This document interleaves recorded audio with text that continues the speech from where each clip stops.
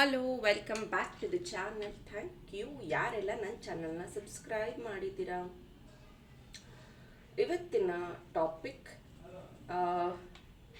Bracelet ಮತ್ತು ಸ್ವಲ್ಪ detail ವಿಷಯ ಆಗಿರುತ್ತೆ. ಕೆಲವೊಬ್ಬರಿಗೆ ಸ್ಟೋರಿಗಳು ಇಷ್ಟ ಆಗೋದಿಲ್ಲ ಅಥವಾ ವಿಷಯಗಳು ಇಷ್ಟ ಆಗೋದಿಲ್ಲ ಅಂದರೆ ಈ ವಿಡಿಯೋ ನೋಡಬೇಡಿ.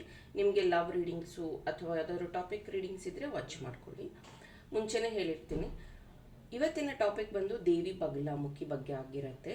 ಸೊ ನಾನು ಮಹಾವಿದ್ಯಾ ಕಲ್ತಿರೋದ್ರಿಂದ ನಾವು ಸಿದ್ಧಿ ಸಾಧನೆಗೋಸ್ಕರ ಈ ಥರದ ಪೀಠಗಳಿಗೆ ಅವಾಗವಾಗ ವಿಸಿಟ್ ಮಾಡಬೇಕಾಗತ್ತೆ, ನಮ್ಮ ಶಕ್ತಿಗಳನ್ನು ಹೆಚ್ಚಿಸ್ಕೊಳ್ಳೋದಕ್ಕೆ.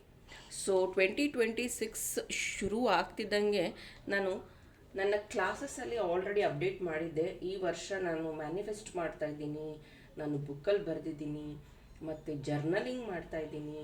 ಮತ್ತು ಈ ವರ್ಷ ನಾನು ಯಾವ ಯಾವ ಪೀಠಗಳಿಗೆ ವಿಸಿಟ್ ಮಾಡಬೇಕು, ಯಾವ ಯಾವ ಸಿದ್ಧ ಪೀಠ ಬೇರೆ, ಶಕ್ತಿ ಪೀಠ ಬೇರೆ.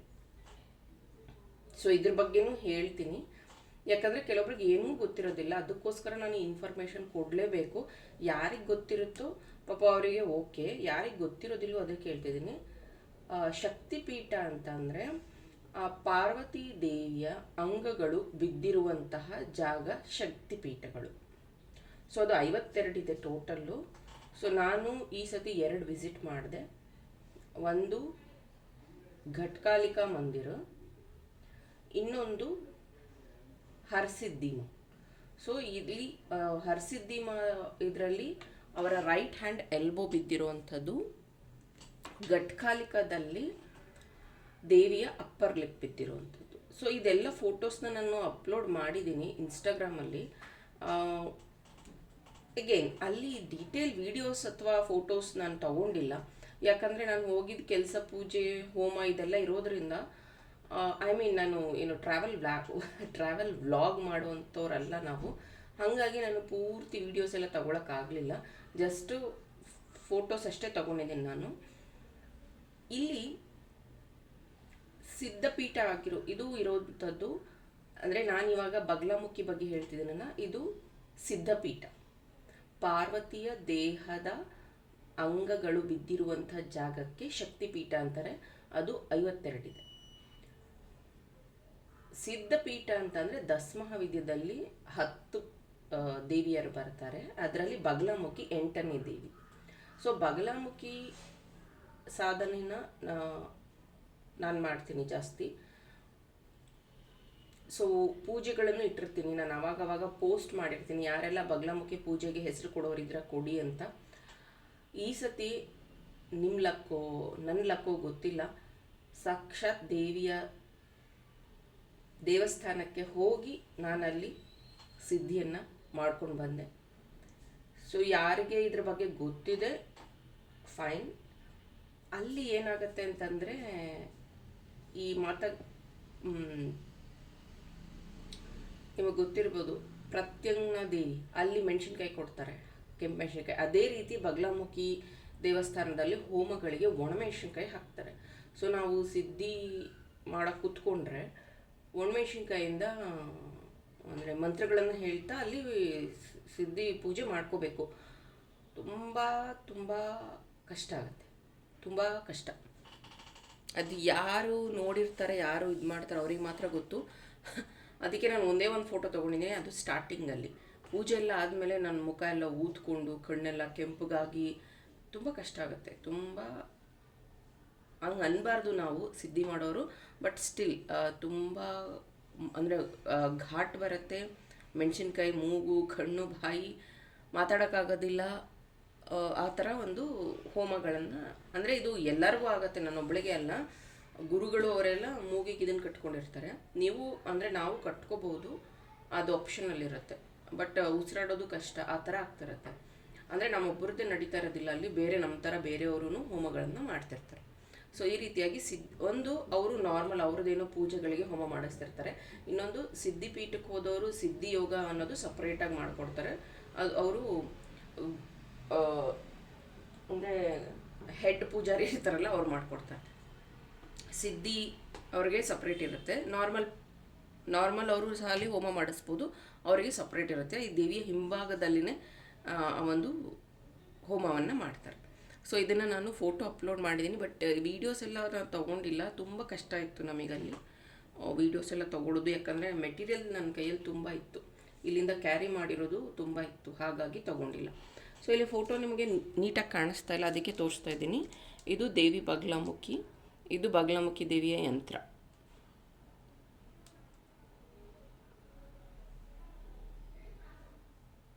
ಸೊ ಬಗಲಾಮುಖಿ ಬಂದು 10 ಮಹಾವಿದ್ಯದಲ್ಲಿ 8ನೆಯ ದೇವಿಯಾಗಿರ್ತಾರೆ. ಬಗಲಾಮುಖಿ ದೇವಿಯ ಒಂದು ಹಿಸ್ಟ್ರಿ ಹೇಳಬೇಕು ಅಂತಂದರೆ, ಭೂಮಿಯಲ್ಲಿ ತುಂಬ ಚಂಡಮಾರುತದ ರೀತಿಯಲ್ಲಿ ಗಾಳಿ ಬೀಸೋದು, ಪ್ರಳಯ ಬರುವಂಥ ರೀತಿಯಲ್ಲಿ ಆಗೋಗಿತ್ತು. ಆ ಚಂಡಮಾರುತನ ಶಾಂತ ಮಾಡಿಸ್ಬೇಕು ಅಂತ ಹೇಳಿ ಪಾರ್ವತಿಯು ಈ ಒಂದು ಬಗಲಾಮುಖಿ ದೇವಿಯ ರೂಪವನ್ನು ತಾಳ್ತಾರೆ. ಅವರ ಹೆಸರು ಪೀತಾಂಬರಿ ಅಂತಲೂ ಕರೀತಾರೆ. ಆಕೆ ಅಂದರೆ ಇದನ್ನೆಲ್ಲ ಸ್ಟಾಪ್ ಮಾಡಬೇಕು ಅಂತ ಆ ದೇವಿ ಸೃಷ್ಟಿಯಾಗಿತ್ತು. ನೆಕ್ಸ್ಟ್ ಆ ದೇವಿ ಸೃಷ್ಟಿ ಆದಮೇಲೆ ಒಬ್ಬ ರಾಕ್ಷಸ ಇರ್ತಾನೆ, ಮದನ್ ರಾಕ್ಷಸ ಅಂತ. ಅವನು ಮಾತಾಡಿದ್ದೆಲ್ಲ ನಿಜ ಆಗ್ತಿರುತ್ತೆ. ಆಗ ಎಲ್ಲ ದೇವರಿಗೂ ಮತ್ತು ಮನುಷ್ಯರಿಗೂ ತೊಂದರೆ ಆಗ್ತಿರುತ್ತೆ. ಅವನನ್ನು ಸಂಹಾರ ಮಾಡೋದಕ್ಕೆ ಅಂತ ಹೇಳಿ ಬಗಲಾಮುಖಿ, ಇದರಲ್ಲಿ ಅಷ್ಟು ಇದಿಲ್ಲ, ನಾನು ರೀಡಿಂಗ್ಸ್ ಮಾಡೋವಾಗ ತೋರಿಸಿರ್ತೀನಿ ನಿಮಗೆ. ಅವರು ಒಂದು ಕೈಯಲ್ಲಿ ಆ ರಾಕ್ಷಸನ ನಾಲ್ಗೆ ಹಿಡಿದಿರ್ತಾರೆ. ಸೊ ಸ್ತಂಭನ್ ಅಂದರೆ ಅವ್ನು ಮಾತಾಡೋದನ್ನು ಸ್ತಂಭ ಮಾಡುವಂಥದ್ದನ್ನು, ಅಂದರೆ ಅವನಲ್ಲಿರುವಂಥ ಶಕ್ತಿಯನ್ನು ಕಿತ್ಕೋತಾರೆ.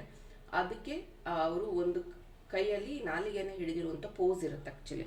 ಇದು ಆ್ಯಕ್ಚುಲ್ ಫೋಟೋ, ದೇವಿ ಫೋಟೋ, ಅಂದರೆ ದೇವಸ್ಥಾನದಲ್ಲಿರೋದು. ಸೊ ನಿಮಗೆ ಕಾರ್ಡಲ್ಲಿ ನಾನು ತೋರಿಸಿದ್ರೆ ಒಂದು ದೇವಿ ಕೈಯಲ್ಲಿ ನಾಲಿಗೆ ಇಟ್ಕೊಂಡಿರುವಂಥದ್ದು ಫೋಟೋ ಸಿಕ್ಕತ್ತೆ ನಿಮಗೆ. ಸೊ ಈ ರೀತಿಯಾಗಿ ಅವರು ಸ್ತಂಭನವನ್ನು ಮಾಡ್ತಾರೆ. ಇಲ್ಲಿ ನೋಡಿ, ಸೊ ಈ ರೀತಿ ನಾಲ್ಗೆಯನ್ನು ಹಿಡಿದು ಸ್ತಂಭನ. ಅಂದರೆ ಬಗಲಾಮುಖಿ ದೇವಿಯನ್ನು ಏನಕ್ಕೆ ಜನ ತುಂಬ ತುಂಬ ಶಕ್ತಿ ದೇವತೆ ಏನಕ್ಕೆ ನಂಬ್ತಾರೆ ಅಂತಂದರೆ, ಯಾವುದಾದ್ರೂ ಕೋರ್ಟ್ ಕೇಸಲ್ಲಿ ವಿನ್ ಆಗಬೇಕು ಅಂದರೆ, ಅಥವಾ ಶತ್ರು ಬಾಧೆಗಳಿಂದ ದೂರ ಆಗಬೇಕು, ಮತ್ತು ಅವರ ಕೆಲಸಗಳು ಸ್ಟಾಪ್ ಆಗಿರುತ್ತೆ, ದೃಷ್ಟಿಗಳಾಗಿರುತ್ತೆ, ಅದರಿಂದ ದೂರ ಆಗೋದಕ್ಕೆ, ಮತ್ತು ಯಾರಾದರೂ ಎಗ್ನೆಸ್ಟ್ ವಿನ್ ಆಗಬೇಕು ಅಂತಿರುತ್ತೆ ಅವರಿಗೆ. ಫಾರ್ ಎಕ್ಸಾಂಪಲ್, ರಾಜಕಾರಣಿಗಳು ಅಪೋಸಿಟ್ ಪಾರ್ಟಿಯಿಂದ ವಿನ್ ಆಗಬೇಕು ಅಂತಿದ್ರೆ ಅಲ್ಲಿ ರಾಜಕಾರಣಿಗಳು ತುಂಬ ಬರ್ತಾರೆ ಅಂತಿದ್ರೆ 100% ವಿನ್ ಆಗುವಂಥ ಚಾನ್ಸಸ್ ಇರುತ್ತೆ ಆ ಥರ ಅದು. ಆಮೇಲೆ ಯಾರಾದರೂ ಪೊಲಿಟಿಕ್ಸ್ ಮಾಡ್ತಿರ್ತಾರೆ ನಿಮ್ಮ ವಿರುದ್ಧನೇ, ಈಗ ಆಫೀಸಲ್ಲಿ ಆಗಿರ್ಬೋದು, ಫ್ಯಾಮಿಲೀಸಲ್ಲೇ ಆಗಿರ್ಬೋದು, ನಿಮ್ಮ ವಿರುದ್ಧನೇ ಒಂಥರ ಗಾಸಿಪಿಂಗ್ ಮಾಡುವಂಥದ್ದು, ನೆಗೆಟಿವ್ ಸ್ಪ್ರೆಡ್ ಮಾಡುವಂಥದ್ದು ಮಾಡ್ತಿರ್ತಾರೆ. ಅವ್ರ ಮಾತನ್ನು ಅವ್ರ ಬಾಯಿ ಮುಚ್ಚಿಸ್ಬೇಕು ಅಂಥದ್ದಕ್ಕೆ. ಆಮೇಲೆ ಕೆಲವೊಬ್ಬರಿಗೆ ಅವ್ರು ನಿಮಗೆ ತುಂಬ ಕೆಟ್ಟ ಇದನ್ನು ಮಾಡಿರ್ತಾರೆ, ನೀವು ಸೇಡ್ ತೀರಿಸ್ಕೊಳಕ್ಕಾಗಲ್ಲ. ಯಾಕಂದರೆ ನೀವು ಅದನ್ನೆಲ್ಲ ನಂಬಲ್ಲ, ನೀವು ತುಂಬ ಇನ್ನೋಸೆಂಟ್ ಅಂದ್ಕೊಳ್ಳಿ, ಅಥವಾ ನಿಮ್ಗೆ ಅದು ಇಷ್ಟ ಆಗಲ್ಲ ಅಂದ್ಕೊಳ್ಳಿ, ನೀವು ಸುಮ್ಮನೆ ಆಗಿಬಿಟ್ಟಿರ್ತೀರ. ಬಟ್ ಅವರಿಗೆ ಅದು ರಿಯಲೈಸ್ ಆಗಬೇಕಲ್ವ, ಅವ್ರು ಮಾಡಿದ ತಪ್ಪು ಅವ್ರಿಗೆ ರಿಯಲೈಸ್ ಆಗಬೇಕಲ್ವ, ಅದನ್ನು ರಿಯಲೈಸ್ ಮಾಡಿಸ್ತಾಳೆ ದೇವಿ. ಕೆಲವೊಬ್ಬರು ಈಗ ಅಯ್ಯೋ ಅವ್ರು ಅನುಭವಿಸಿದ್ದು, ಅವ್ರು ಅಂದಿದ್ದು ಅವ್ರು ಅನುಭವಿಸ್ತಾರೆ ಬಿಡು, ನಮಗೆ ಯಾಕೆ, ಅವ್ರು ಮಾಡಿದ್ದು ಅವ್ರು ಅನುಭವಿಸ್ತಾರೆ ಅಂತ ಸುಮ್ಮನಾಗಿರ್ತೀರ. ಬಟ್ ನೀವು ಅವ್ರನ್ನ ನೆನಪಿಸ್ಕೊಂಡ್ರೆ ಆ ದೇವಿ ಅವರಿಗೆ ಆ ಒಂದು ರಿಯಲೈಸೇಷನ್ನ ಮಾಡಿಸ್ತಾರೆ. ಸೊ ಈ ರೀತಿಯ ಕೆಲಸಗಳಿಗೆ ಅಲ್ಲಿ ಹೋಮಗಳನ್ನು ಮಾಡಿಸ್ತಾರೆ. ಇದರಲ್ಲಿ ನಾನು ಕ್ರಿಸ್ಟಲ್ಸ್ನ ಕ್ಯಾರಿ ಮಾಡಿದ್ದೆ. ಸೊ ನನ್ನ ಸಿದ್ಧಿ ಸಾಧನದಲ್ಲಿ ನಾನು ಈ ಕ್ರಿಸ್ಟಲ್ಸ್ನ ಚಾರ್ಜ್ ಮಾಡ್ಕೊಂಡು ಬಂದಿದ್ದೀನಿ, ನಿಮಗೋಸ್ಕರ ಕೊಡ್ತಾ ಇದ್ದೀನಿ. ತುಂಬ ಜನ ನನಗೆ ಮೆಸೇಜ್ ಮಾಡ್ತಾಯಿದ್ರಿ, ಮೇಡಮ್ ಪ್ರಸಾದ ತೊಗೊಬನ್ನಿ, ಮೇಡಮ್ ನಾನು ನೋಡಬೇಕು, ಮೇಡಮ್ ವಿಡಿಯೋ ಹಾಕಿ ಅಂತ ತುಂಬ ಮೆಸೇಜಸ್ ಬರ್ತಿತ್ತು. ಹಾಗಾಗಿ ಅಂದರೆ ನನಗೆ ಕ್ಯಾರಿ ಮಾಡೋದಕ್ಕೆ ಮೆಟೀರಿಯಲ್ ಜಾಸ್ತಿ ಇತ್ತು. ಸೊ ಅಲ್ಲಿ ಸಿದ್ಧಿ ಮಾಡಿದ್ಮೇಲೆ ನಮಗೊಂದು ದೇವಿಯ ಪ್ರಸಾದವಾಗಿ ಇದನ್ನು ಕೊಡ್ತಾರೆ. ಇದನ್ನು ನಾವು ಇನ್ಮೇಲೆ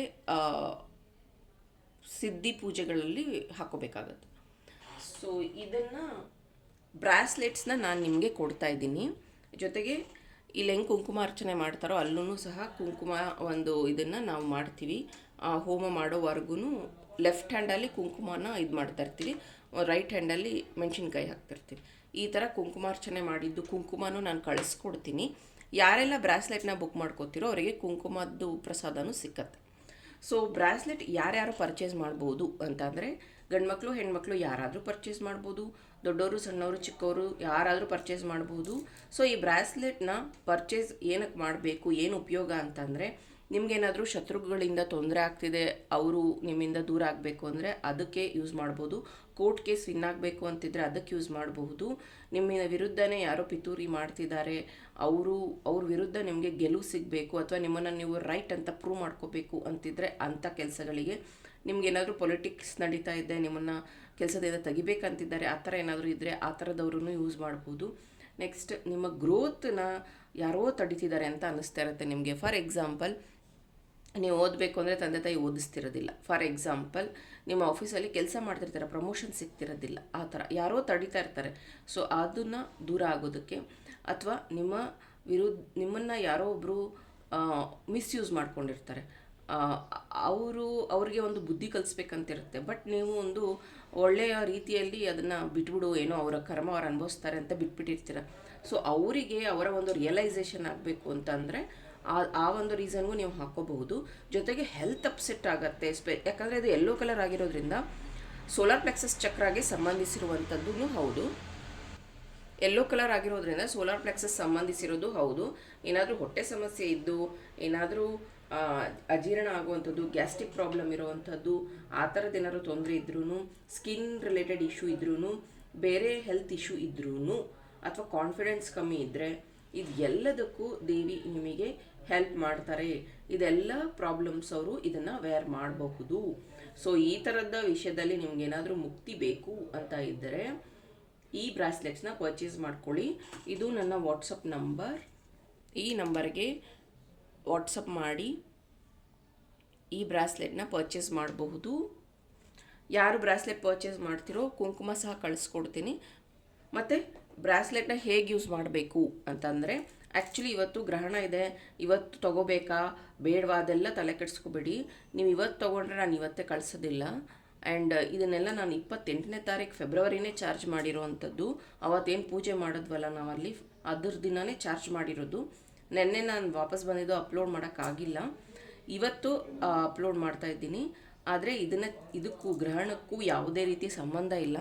ಗ್ರಹಣದ ದಿನ ಬುಕ್ ಮಾಡ್ಬೋದಾ, ಗ್ರಹಣ ಆದಮೇಲೆ ಬುಕ್ ಮಾಡ್ಬೋದಾ, ಇದಕ್ಕೂ ಸಂಬಂಧ ಇಲ್ಲ. ಇದೆಲ್ಲ ಕೆಲಸ ಆಗಿರೋದು 28ನೇ ತಾರೀಕು ಫೆಬ್ರವರಿ. ನೀವು ಇವತ್ತು ಬುಕ್ ಮಾಡಿದ್ರೂ ಇದು ನಿಮ್ಮವರೆಗೂ ತಲುಪೋದಕ್ಕೆ 4 ದಿನ ಆಗಿರುತ್ತೆ. ಹಾಗಾಗಿ ಇದಕ್ಕೂ ಏನೂ ಸಂಬಂಧ ಇಲ್ಲ. ನೀವು ಯಾವತ್ತಾದರೂ ಬುಕ್ ಮಾಡ್ಕೋಬಹುದು. ಇದನ್ನು ನೀವು ಪರ್ಚೇಸ್ ಮಾಡಿದ ಮೇಲೆ ಗಂಡು ಮಕ್ಕಳು ಹೆಣ್ಮಕ್ಳು ಎಲ್ಲರೂ ರೈಟ್ ಹ್ಯಾಂಡ್ಗೆ ಹಾಕೋಬೇಕು, ಬಲಗೈಗೆ ಹಾಕೋಬೇಕು. ಇದು ನಿಮಗೆ ಬಂದ ತಕ್ಷಣ ಈ ಥರ ಲೆಫ್ಟ್ ಹ್ಯಾಂಡಲ್ಲಿ ಇಟ್ಕೊಂಡು ನಿಮಗೆ ಯಾವ ವಿಷಯದಲ್ಲಿ ಸಕ್ಸಸ್ ಸಿಗಬೇಕು, ಹೆಲ್ತಲ್ಲಿ ಸಕ್ಸಸ್ ಸಿಗಬೇಕಾ, ನಿಮ್ಮ ಶತ್ರುಗಳ ವಿರುದ್ಧ ನಿಮಗೆ ಜಯ ಸಿಗಬೇಕಾ, ಕೋರ್ಟ್ ಕೇಸಲ್ಲಿ ನಿಮಗೆ ವಿನ್ ಆಗಬೇಕಾ, ಅಥವಾ ಯಾವುದಾದ್ರೂ ಒಂದು ಕಾಂಪಿಟೇಷನಲ್ಲಿ ವಿನ್ ಆಗಬೇಕಾ, ಅಥವಾ ನಿಮ್ಮನ್ನು ಹರ್ಟ್ ಮಾಡಿರೋರಿಗೆ ನೀವು ಬುದ್ಧಿ ಕಲಿಸ್ಬೇಕಾ, ಈ ಥರ ಏನಾಗಬೇಕು ಅಂತಿದೆಯೋ ಅದನ್ನು ಕೇಳಿಕೊಂಡು ನೀವು ರೈಟ್ ಹ್ಯಾಂಡ್ಗೆ ಹಾಕೋಬೇಕು. ಯಾವುದೇ ರೀತಿ ಮಂತ್ರಸ್ ಎಲ್ಲ ಹೇಳೋಂಗಿಲ್ಲ, ಯಾಕಂದರೆ ಮಂತ್ರ ನಿಮ್ಮ ಗುರುಗಳಿಂದ ಸಿಗಬೇಕು. ನೀವೇನಾದ್ರು ತಪ್ಪು ಹೇಳಿದ್ರೆ ಮತ್ತೆ ನನಗೆ ಬರುತ್ತೆ ಅದು ಪ್ರಾಬ್ಲಮ್. ಅದಕ್ಕೆ ನಾನು ಮಂತ್ರಗಳನ್ನು ಏನೂ ಕೊಡ್ತಾ ಇಲ್ಲ ಇಲ್ಲಿ. ಇದನ್ನು ನೀವು ರೈಟ್ ಹ್ಯಾಂಡಿಗೆ ವೇರ್ ಮಾಡಬೇಕು. ಕುಂಕುಮನ ನೀವು ನಿಮ್ಮ ಮನೆಯವರೆಲ್ಲರೂ ಹಚ್ಕೋಬಹುದು, ದಿನ ಹಚ್ಕೋಬಹುದು, ಒಂದಿನ ಬಿಟ್ಟು ಒಂದಿನ ಹಚ್ಕೋಬೋದು. ಇದ್ರದ್ದು ಏನೂ ಸಂಬಂಧ ಇಲ್ಲ. ಹೆಣ್ಮಕ್ಳು ಡೇಟ್ ಆಗಿರೋ ಟೈಮಲ್ಲೂ ಯೂಸ್ ಮಾಡ್ಬೋದು, ಕುಂಕುಮನೂ ಹಚ್ಕೋಬೋದು, ಏನೂ ಪ್ರಾಬ್ಲಮ್ ಇಲ್ಲ.